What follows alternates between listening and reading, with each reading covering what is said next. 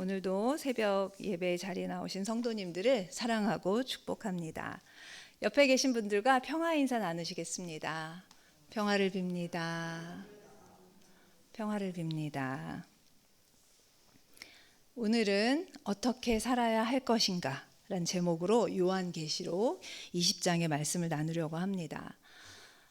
2021년에 프랑스의 한 철학자가 내게 남은 삶이 1시간뿐이라면 이라는 제목으로 책을 썼습니다. 그런데 이 철학자는 왜 하필 우리에게 남은 시간을 1년도 아니고 한 달도 아니고 하루도 아니고 1시간이라고 가정하길 원했을까요? 1시간 안에 할 수 있는 것들은 거의 없습니다. 죽기 전에 하고 싶은 게 너무 많을 텐데 1시간 안에 우리가 무엇을 할 수 있을까요?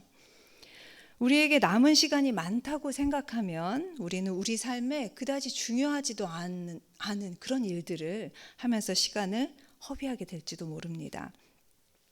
마치 돈이 없을 때는 생각해서 정말로 필요한 것을 사지만 돈이 넉넉하게 많을 때는 어떻게 합니까? 신중하게 고민하지 않고 이거 괜찮겠는데 무분별하게 샀다가 나중에 안 쓰고 버리는 것들이 많아지게 되는 것과 같은 이치입니다. 그런 맥락에서 이해한다면 이 철학자는 1년, 한 달, 하루가 남았다고 생각하는 것보다 1시간이라는 아주 짧은 시간이 남았을 때 우리 인생에서 가장 중요한 일이 무엇인지, 해야 할 일이 무엇인지 훨씬 더 잘 파악할 수 있다고 생각했던 것 같습니다.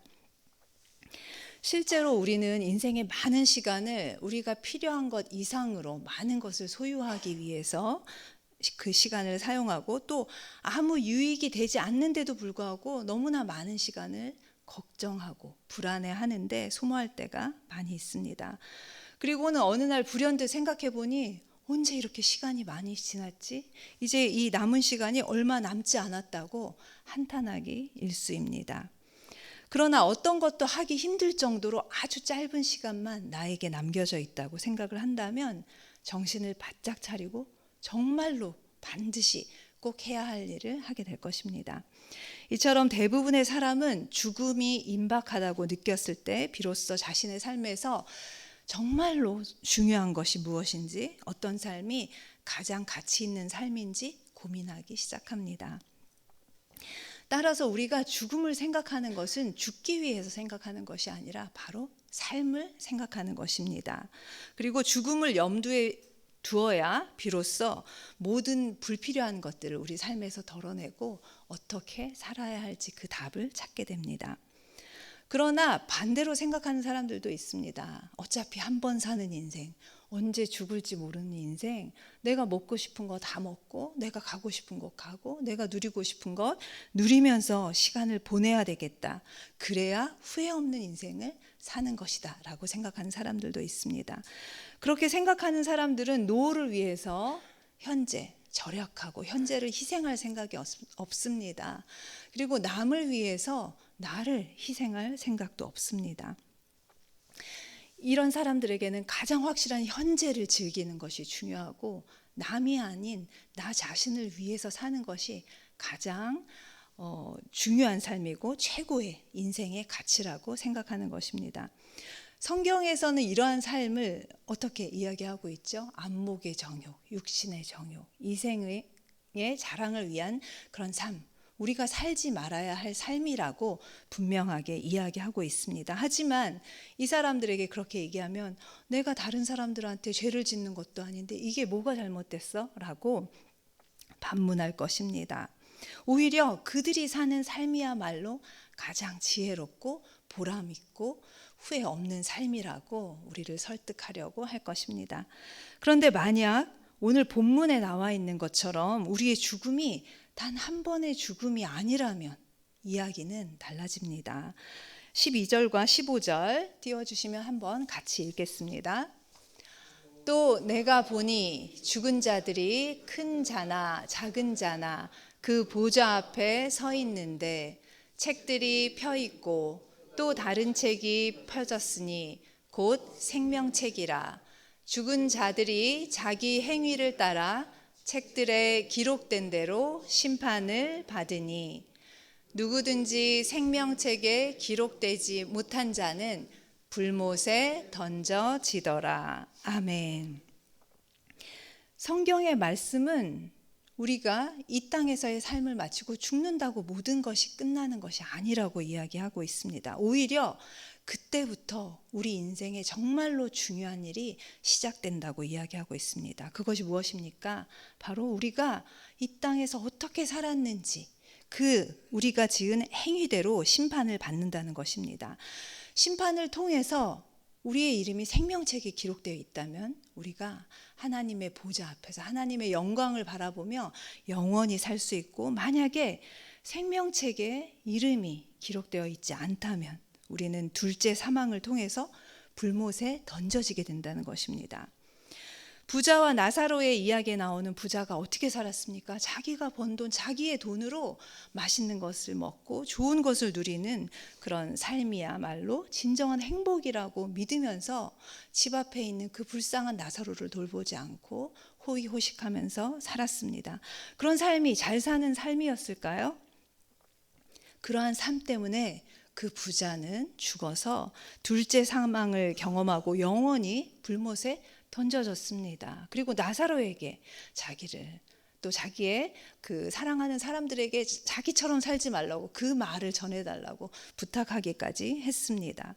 부자는 잠시 즐겁게 이 땅에서 살았는지는 모르겠지만 이 땅에서의 삶 너머에 영원한 삶이 있다는 그 사실을 간과했기 때문에 잘못된 삶을 살았습니다.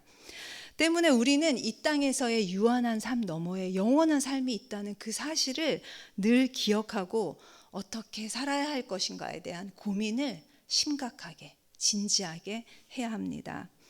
이처럼 우리에게 주어진 이 땅에서의 삶을 어떻게 살았는지에 대한 그 결과가 우리의 영원한 삶이 행복한 삶일지, 우리의 영원한 삶이 고통스러운 삶일지, 그 두 번째 삶과 직결되어 있다면 우리는 더 이상 편안하게 아무 생각 없이 그렇게 시간을 낭비해서는 안 될 것입니다.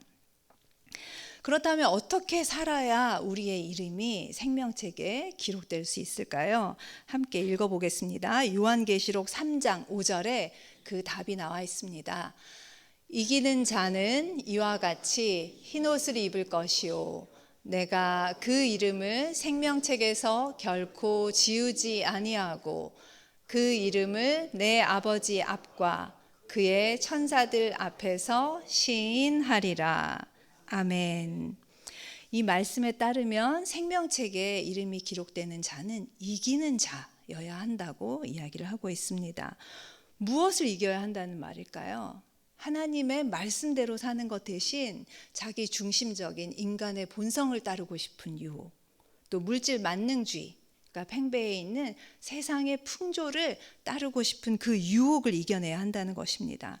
그리고 유혹을 이겨낸 후에는 하나님의 말씀을 따라야 하는데, 하나님은 어떻게 말씀하셨죠? 이 모든 것이 네가 아니라 내가 준 것이니 함께 나누며 살아라, 이렇게 말씀하셨죠. 또 오리를 가자고 하는 사람에게, 억지로 오리를 가자고 하는 사람에게는 심리를 같이 가주어라, 관대해져라, 또 이렇게 이야기하고 계십니다. 또 우리를 사랑하는 사람만 사랑하면 그것이 칭찬받을 일이 아니다. 너희를 미워하는 사람도 사랑하여라. 이렇게 너무나 순종하기 어려운 말씀을 우리에게 해주셨습니다. 그런데 그 말씀대로 살아야 하는 것입니다. 그래야 생명책에 우리의 이름이 기록되는 것입니다. 또 예수님을 믿는 믿음 때문에 혹시 그 옛날처럼 2000년 전처럼 박해를, 그런 생명의 위협을 느끼지는 않겠지만 온갖 종류의 크고 작은 그런 핍박을 받을 수 있습니다. 그런 핍박을 이겨내고 우리의 그 예수님에 대한 믿음을 지켜내야 하는 것입니다.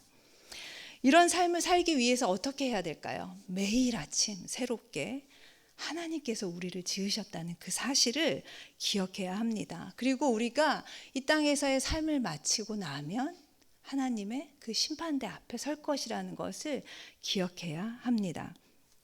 제가 초등부에서 자주 하는 일이 있습니다. 너를 누가 만들었니? 너희들을 누가 만들었니? 하면 아이들이 하나님이라고 절대 이야기하지 않고요. 엄마 아빠요 라고 이야기합니다. 그럼 엄마 아빠를 누가 지었는데? 할머니 할아버지요. 제가 이거를 한 10대까지 거슬러 올라가면 그때 아이들이 포기하고 하나님이 저희를 만드셨습니다 라고 이야기를 합니다. 우리 어른들에게도 이 과정이 필요합니다. 시간이 걸리더라도 모든 것에 그 근원을 거슬러 올라가서 하나님께서 이 세상을 지으신 분이다 라고 인정하고 고백하는 시간을 날마다 가져야 하는 것입니다. 그리고 나면 피조물로 지어진 우리의 목적이 중요한 것이 아니라 우리를 이 땅에 보내신, 우리를 만들어서 창조하셔서 이 땅에 보내신 그 하나님의 그 뜻과 목적이 무엇인지를 고민해 봐야 합니다. 그렇게 할 때 비로소 우리는 이 땅에서의 그 짧은 삶을 어떻게 살아야 할 것인가에 대한 그 질문에 대한 답을 찾을 수 있을 것입니다. 예수 그리스도 안에서 우리가 선한 일을 위해서 지으심 받은 존재임을 기억하시고 하나님의 말씀대로 순종하셔서 생명책에 그 이름이 기록되는 우리 모두 되시기를 간절히 소망합니다. 기도